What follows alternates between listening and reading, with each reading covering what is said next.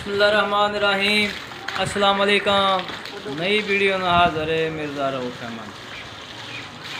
ਅੱਜ ਅਸੀਂ ਇੱਕ ਪਿੰਡ ਦੇ ਵਿੱਚ ਆਏ ਆ, ਉੱਥੇ ਲੇਬਰ ਕੰਮ ਕਰ ਰਹੀ ਹੈ, ਤੁਹਾਨੂੰ ਦਿਖਾ ਰਹੇ ਆ ਪਿੰਡ ਦੇ ਵਿੱਚ। ਇਹ ਦੇਖੋ ਆ ਕੰਕਰੀਟ,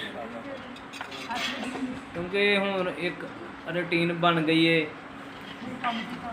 ਬੁਨਿਆਦਾਂ ਦੇ ਵਿੱਚ ਕੰਕਰੀਟ ਦਾ ਬੀਮ ਬਣਾਉਣਾ।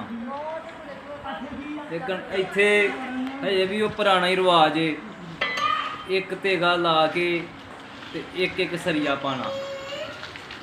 ਦੇਖੋ ਇਹ ਖਿੱਚਾਂ ਨੇ ਅੱਗੇ, ਇਹ ਸੀੜੀਆਂ ਦੀ ਜਗ੍ਹਾ ਕੱਟੀ ਗਈ ਹੈ।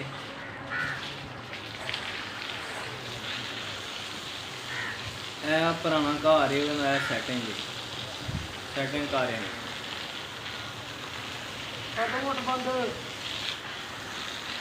एक साइड पे किचन, और पीछे ओपन जगह है, वेंटिलेशन, सीढ़ियों की जगह है। बिल्कुल पिंड दे विच लेबर लगी है। देखो ना, एक एक तेगा, एक एक सरिया, हालांकि यदी कोई ताकत नहीं एक सरिए की, लेकिन आवाम कहती है कि यदी बड़ी ताकत है, क्योंकि पिंड एरिया, पिंड के लोग समझते हैं कि यदी बड़ी ताकत है। बिल्कुल बैक जाके ना उत्थे लेबर काम कर रही है, तो मैं इस बब्बी गया देखा कि देखो एक सरिया, एक एक सारे जिन्ना भी काम तुहानूं दिखाया, एक एक सरिया दे विच।